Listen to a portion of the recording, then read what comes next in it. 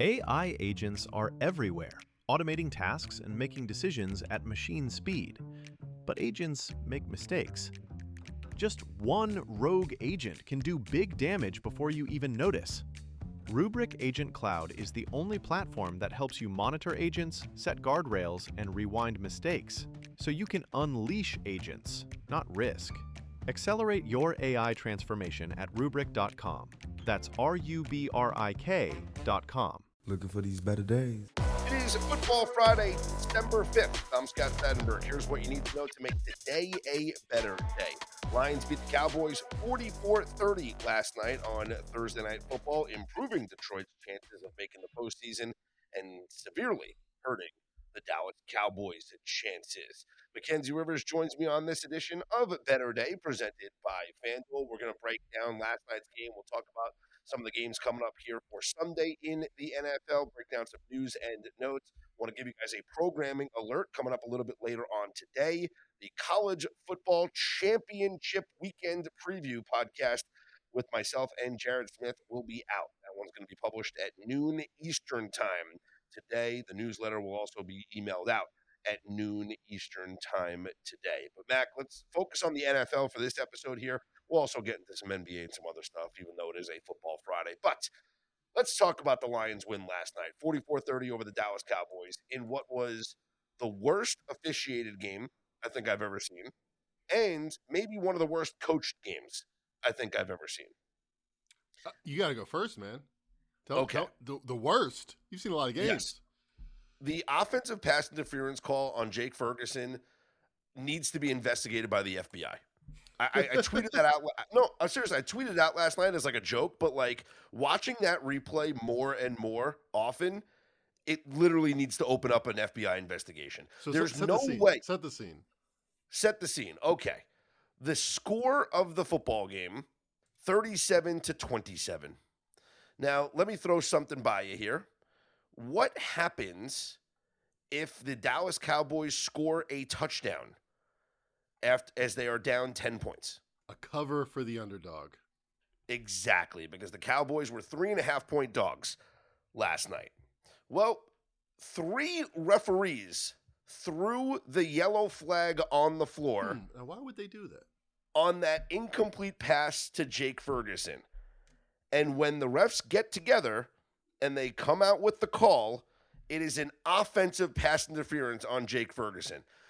You cannot tell me that all 3 officials that threw the flag saw offensive pass interference there. There's no one in the world that saw offensive pass interference there, except for Hockley, who made the call.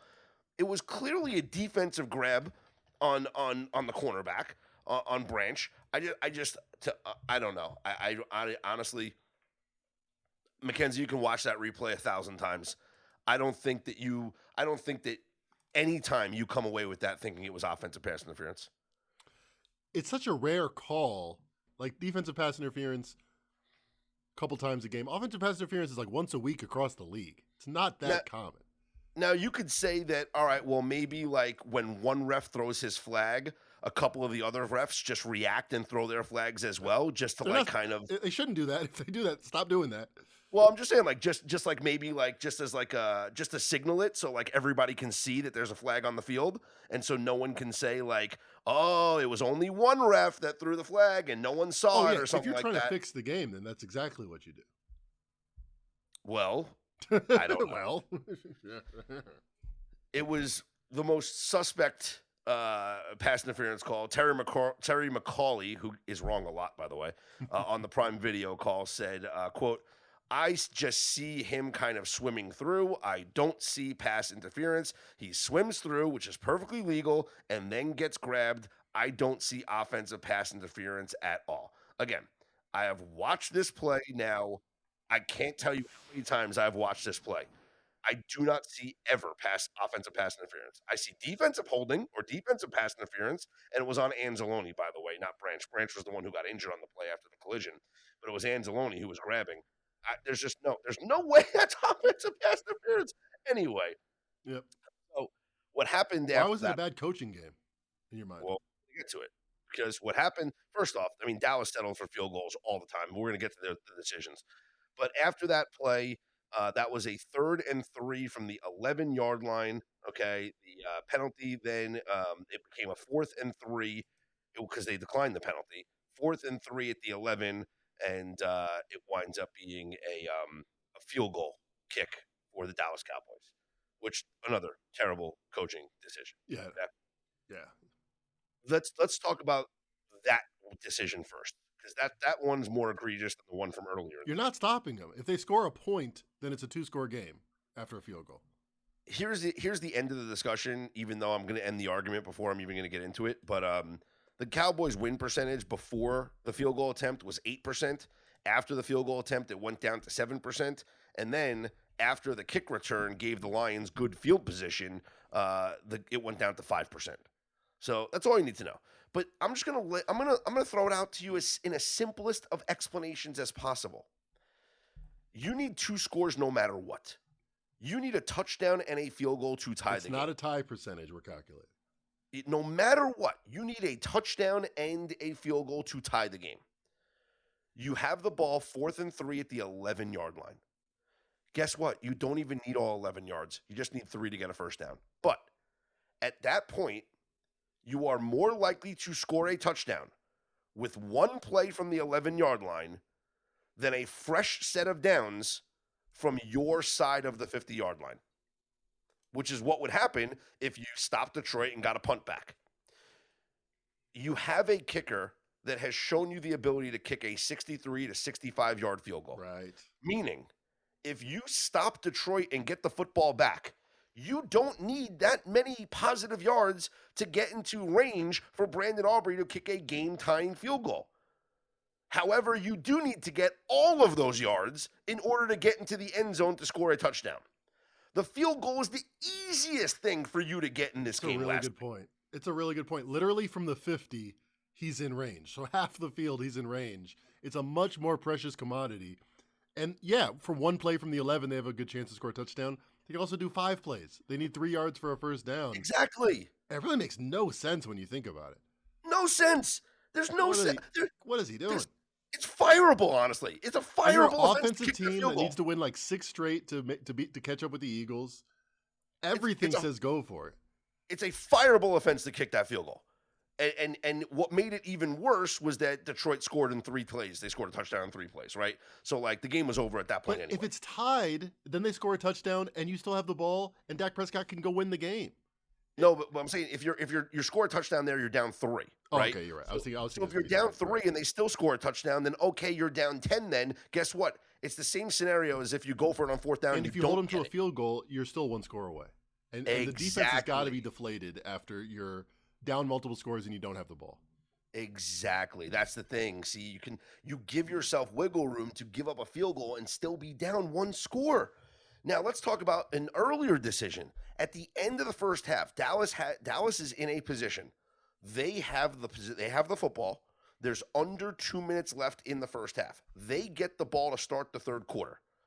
At this point in the game, when Dallas has the football, right, the score is 17-6 in favor of the Lions. Yep.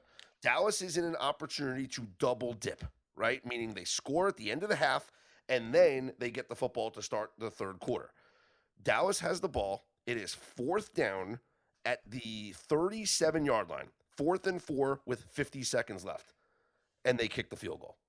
This was Fireable offense. This was the wrong thing to do because you cannot kick the football off given the fact that the new kickoff rules, the possessions or whatever, the possessions are further, kickers are making longer kicks, you're indoors, right? The Lions are going to get a field goal attempt off. In 50 seconds, the Lions are going to get a field goal attempt off. Guess what? That's exactly what the Lions did. So when the Lions got their field goal, it completely erased your entire possession. Your entire possession that you just had at the end of the first half, 9 plays and 43 yards in 3 minutes and 37 seconds, was completely negated by you kicking the football off with 50 seconds left in the first half. It's just you go for it there. It's 4th and 4 to 37. I mean, guess what? If you don't get it, okay, then guess exactly where you are, Mackenzie. You're exactly where you are after you kick the field goal, after you kick the ball off, and you give them the football after you get the 3 points. I mean, So it's better to make it than miss it, but the fact that it happened to be evened up and they made the field goal is not even the point. You have like a 80% chance of making a field goal from 55 yards, and make it or miss it, they're favored to win the rest of the half by like 2 to 3 points. Like, it might be a little better than break even after you make it, maybe, and you have a good chance to miss it even with a great kicker. If you go for the fourth down, you can have a touchdown with zeros on the clock. It's like Exactly. It's a no-brainer. But even Mackenzie, you don't even need the touchdown at that point. Exactly. If you can wind it down and you have a field goal. If you get the first down, you ensure that you have the final possession of the first half. And so whatever points you get now with the opportunity to double dip to start the third quarter is magnified. Those 3 points are actually worth more.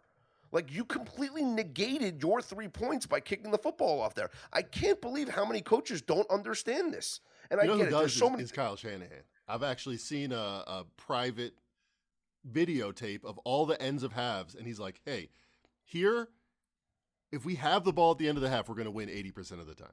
If you kick a field goal, touchdown or field goal, if we're the last team with possession at the end of the half, our chances to winning skyrocket.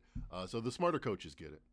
But hey, maybe he's a great OC. The Cowboys' offense is great. Go Schottenheimer's offense. Yeah, listen, I understand there's so many different things that you have to pay attention to over the course of a football game, but like with all the analytics that come into play now, with everything that says, hey, go for it on fourth, go for it on fourth, go for it on fourth, how is no one like in his ear that says, listen, we should really go for this here? Like, it makes no sense whatsoever. And this was the concern, honestly, that people had when Brian Schottenheimer was hired as the head coach. It was just the next guy down the bench. Come on over. But you think about it, like there's a reason why the guy's been around the league for a long time and has not had a head coaching opportunity. Some guys are just great coordinators, not made to make these decisions. Yeah. Or good coordinators with a really good quarterback and a bunch of weapons. We'll see.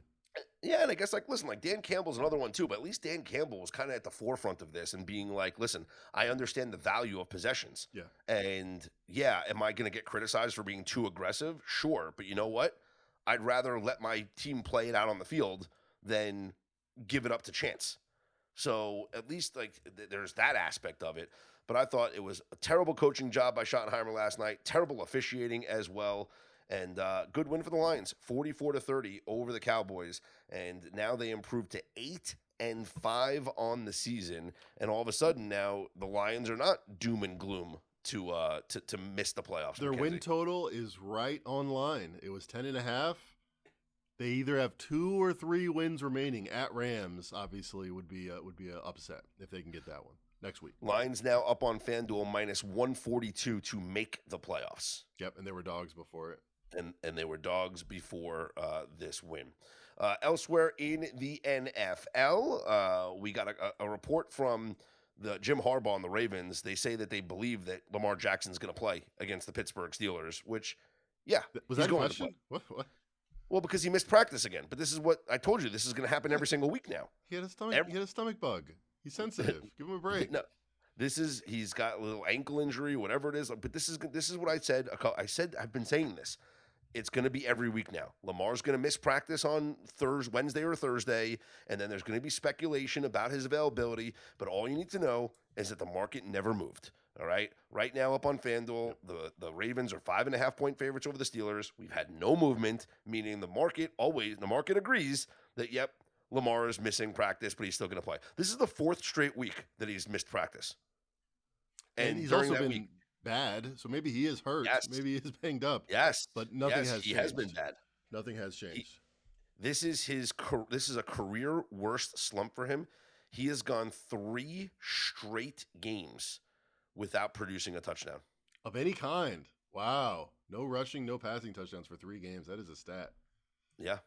This is a slump. You look at that game right now, Mac, are you betting the Bengals? Can I get you to bet the Bengals? I mean, not the Bengals, the Ravens. Can I get you to bet the Ravens? We'll talk about that game. Bills best bet of the week. But I can't do it. The thing is, the Steelers are as bad as the Ravens are. Like, they are worse than their record as well. All of the Tomlin as a dog in this matchup is 12-5-2 ATS. The dog in this matchup is like 60-70% in the Harbaugh Tomlin era. all the old school handicapping things say you got to look at the Steelers here. I'd rather bet the under. I'm not sure if I'll bet it, but I'm not going to bet the Ravens with how bad their offense is, and I'm not in a line to bet the Steelers either.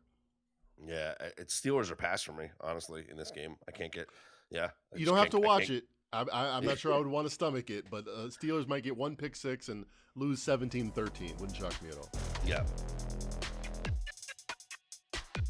Let's pick and choose some games to get into. We're going to do a full breakdown of the Week 14 Sunday schedule coming up. We will be recording later on today with Chris Dell, our fantasy guru over at bettingpredators.com, and we will send out the Week 14 props pod where we go through every single game with prop leans. That'll be coming your way tomorrow. So yeah, Saturday podcast release we'll send out, and then the props sheet will go out to insider and premium members getting ready for Sunday morning, getting ready for the games. Once we have, more props that become available on Saturday night, the prop sheet will be sent out on Sunday morning. So let's pick and choose a couple of games that are very intriguing in terms of a spread and where we might see some movement, Mackenzie. Colts are 1.5-point favorites in Jacksonville up on FanDuel right now.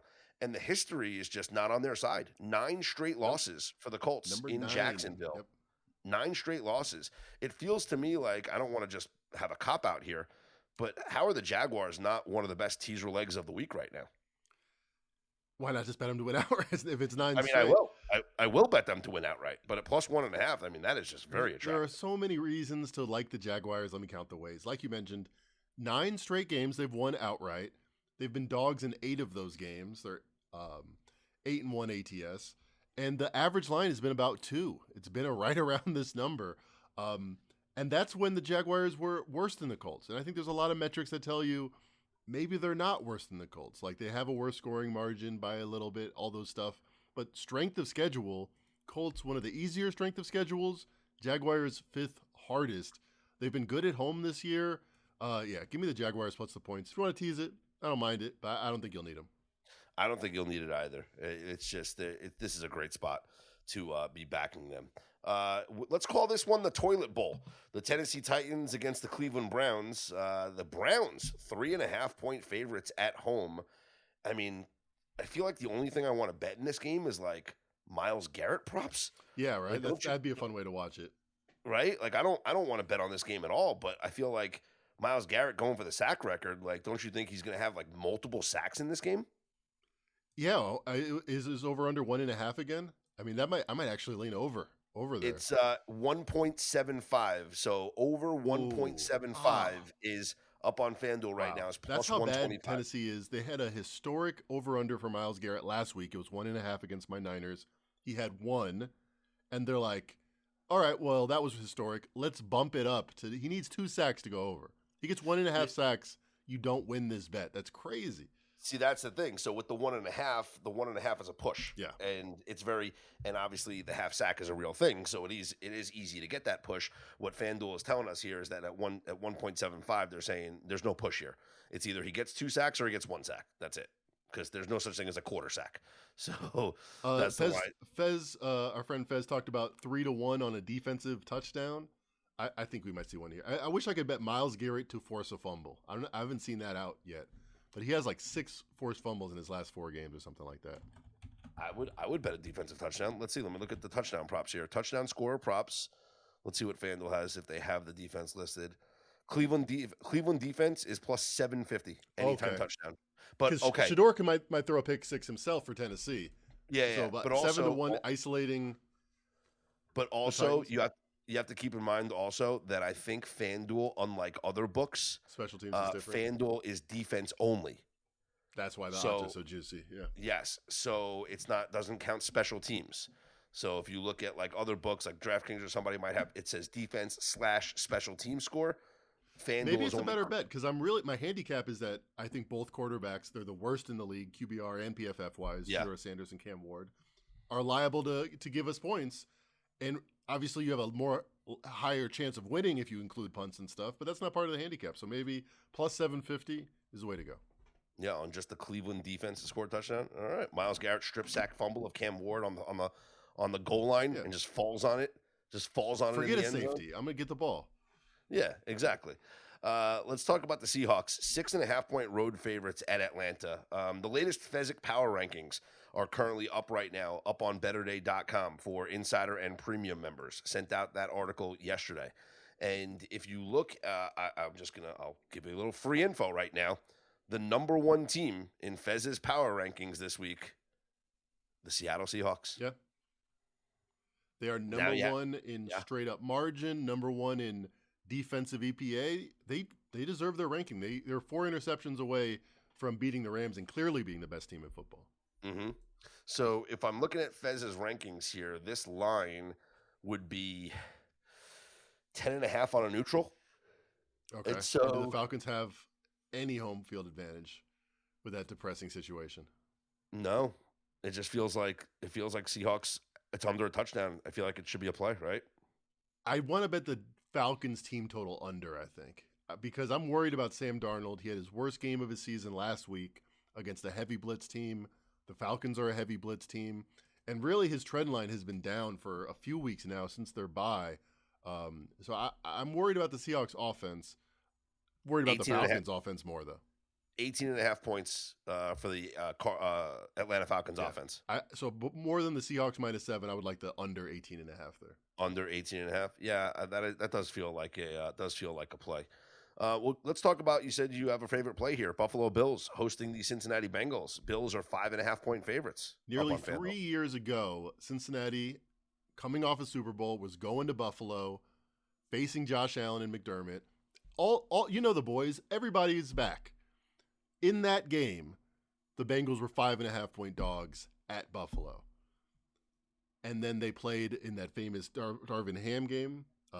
Damar Ham. What did I say? Darvin Ham? He hasn't played NFL recently. Damar Hamlin game. Listen, if LeBron wanted him to play, he would have played. Right? He'd give a nod. But that game was in Cincinnati, and the Bills were 2.5-point favorites. So pretty much 5.5 would have been in Buffalo. And then in the preseason, when this game came out in May in DraftKings, that took down all the lines, the Bills were 5.5-point favorites. So you're telling me the market's completely unimpressed with the Bengals being like the worst defensive team of all time, with Joe Burrow missing all but 2 games this season, looking okay in his games, but still, rust is rust. There's no way that the Bengals haven't been net downgraded, or should have been,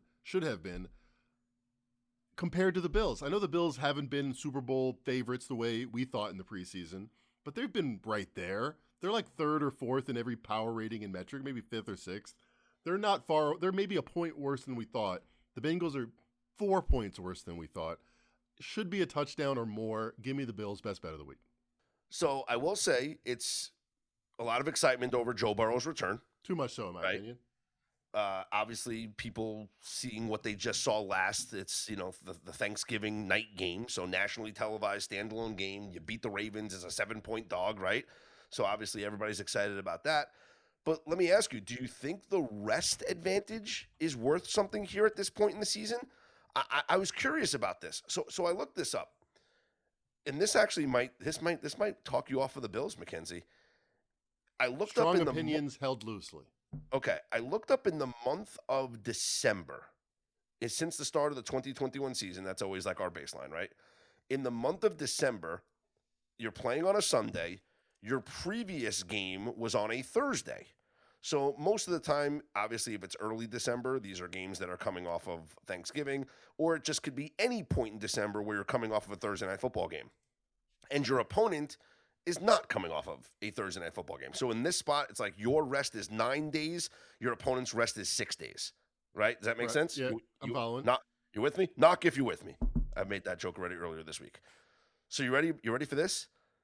Those teams, like the Bengals here in this rest advantage spot, like the Ravens against the Steelers, like the Packers against the Bears, like the Chiefs against the Texans, 19-9 straight up and ATS. It makes a lot of sense. I did query Thursday versus Sunday, and it was 53%, but I didn't think about later in the year. And it makes a lot of sense. I was talking about how not having a bye until December was tough on the Panthers and the Niners, etc. The data is the data. It makes a lot of sense. Late in the year, it's like having an extra bye. Really helps these teams. If you just look at November and December, it's nearly 70% since 2021. Yeah, I got to say, I already made my best bet on all my shows. I already bet it. But that does make me pause and say, maybe this is closer than I thought.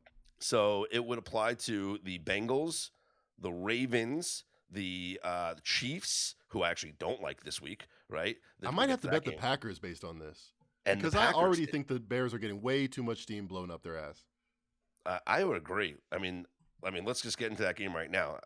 Do we have to say anything else? Like we're both on the Packers. Like, yeah, right. The Chief Bears offense might be not terrible, although Caleb Williams has been pretty bad recently. Their defense is trash, and they got away with the Eagles with a lucky fumble and a bad Eagles game plan.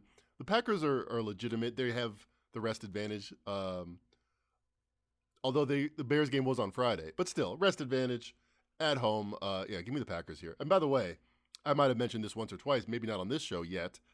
If you just bet the Packers ATS versus the Bears, since the day they fired Mike Ditka when I was 3 years old in 1993, it's been cursed. It's 70+% ATS on the Packers straight up, 80% straight up, 70% ATS. They dominate this matchup year after year, coach after coach, doesn't matter. So yeah, it's a bonus. Give me the Packers.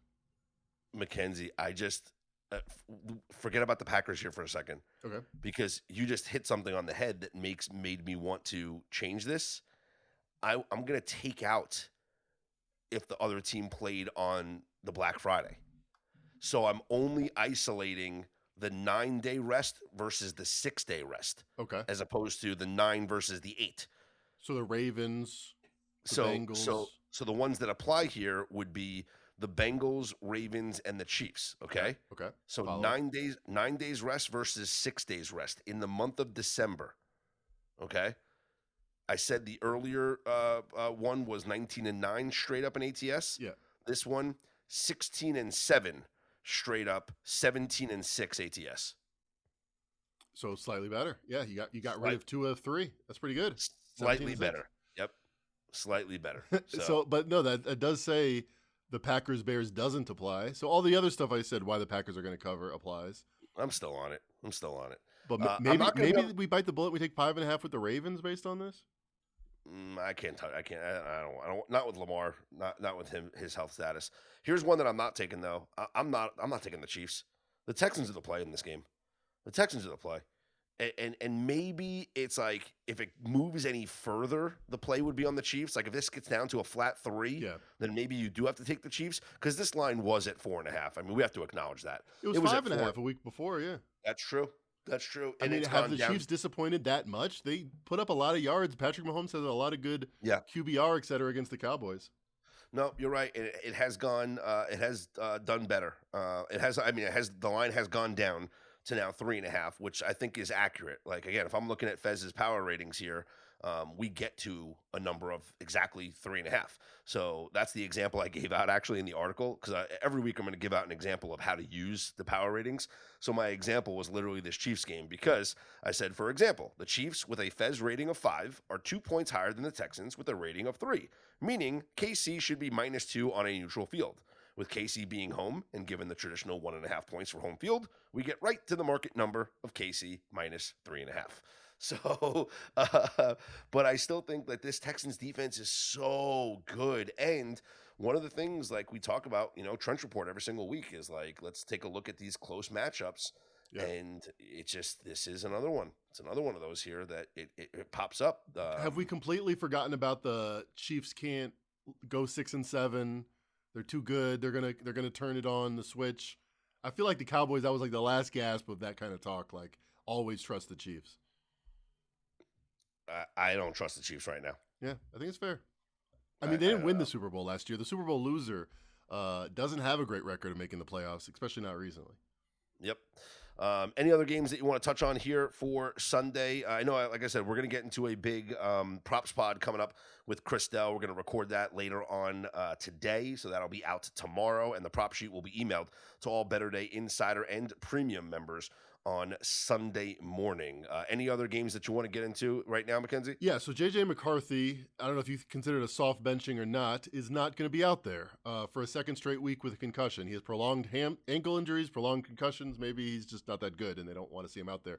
But Max Brosmer is worse, and the Commanders, as bad as they are, I don't mind on the road. I love to fade them at home, but I don't mind them on the road. They showed me some stuff against the Broncos. I think you can convince me of Commanders on the money line, but I think Vikings team total or Commanders teased up would be a look for me. Max Brosmer. Okay, let's get it. What did I say, Brosmer? Respect the kid, okay? No, Brosmer. If you have a QBR, I can spike the ball and get a 39.6 passer rating every single play. Like, what was that Adam Sandler movie where they started taking knees just so they could get back on defense and get strip sacks? That was that longest yard. Yeah, yeah. That would be my strategy if I'm Kevin O'Connell. I can spike the ball and do better than you're doing, kid. Yeah. All right.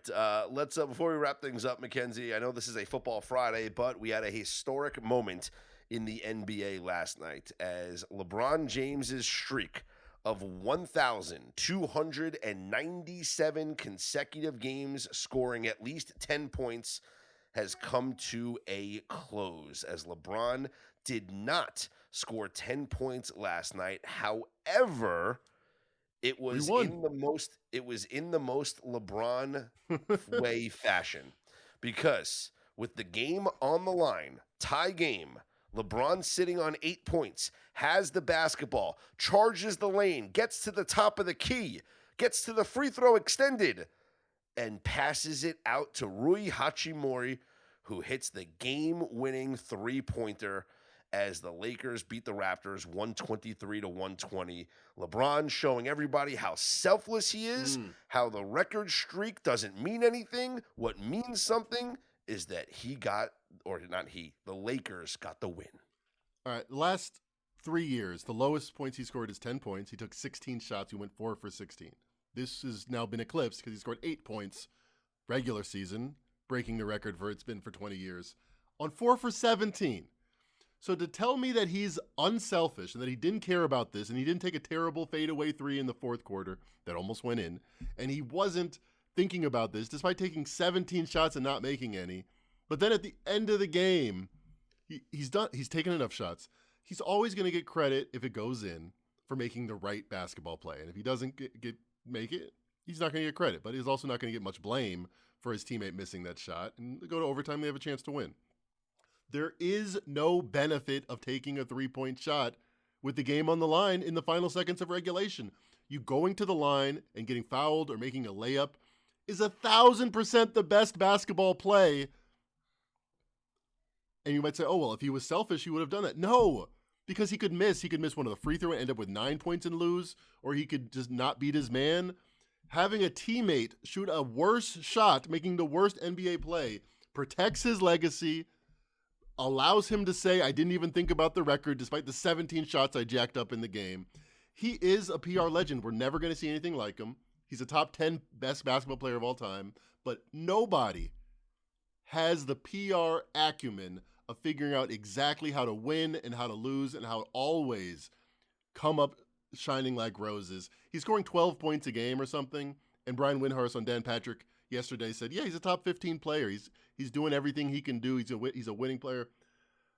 All right, I've ranted enough. No particular direction of this rant, but I think you got me. Can I go a step further? Please. I think LeBron was hoping that Rui would miss the three.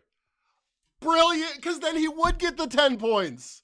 He can't lose. He is a PR genius. If he takes the shot, he can miss, and then they lose. Yeah. Right. No, then he's going to get blamed because it'll be. Then he's going to get blamed for being selfish and going for the 10 points. But if he passes it, he either is an unselfish hero and got the team the win. Didn't care about the record. Or if Hachimura misses it, it goes into overtime, and he gets the 10 points. Brilliant. But who was brilliant in this game? I mean, he's always going to be brilliant from a PR perspective. From a basketball perspective, Austin Reeves, man, I was wrong on this kid. 42 points, incredibly efficient, a record 22 points in the third quarter for him. He's quickly rising the ranks. He's been playing like a top 15 player. I think you got to put him in the top 40 in the whole NBA. And not too many players, not too many teams have 3 of those guys, and the Lakers do. Surround yourself with stud players, man. You're going to get better. You're going to get better, bottom line. All right, a couple of programming notes. As I mentioned, we will have the College Football Championship Game Preview Pod with myself and Jared Smith coming out today at noon Eastern. The newsletter will be emailed to you all as well at noon Eastern time. Make sure you sign up to become a Better Day Insider or Better Day Premium member. Premium members, we will have our live stream Q&A with Steve Fezzik today at 5 p.m. Eastern time. So tonight at 5 p.m. Eastern time on the Premium Telegram channel, we will have our live Q&A with professional bettor Steve Fezzik. Your opportunity to ask him any questions you want to ask him, any topic. Go ahead, ask away. Again, 5 o'clock Eastern time tonight. That live stream will occur. For tomorrow's UFC card, I will be sending out some best bets to our Insider and Premium members from none other than our very own AJ Hoffman, our good friend and one of the best fighter. One of our best MMA guys. Will give us some plays for the UFC card as well. And the Props Pod will be out tomorrow, and the prop sheet will be emailed to Better Day Insider and Premium members coming up on Sunday morning. For Mackenzie Rivers, I'm Scott Seidenberg. Here's hoping you make today and every day a better day.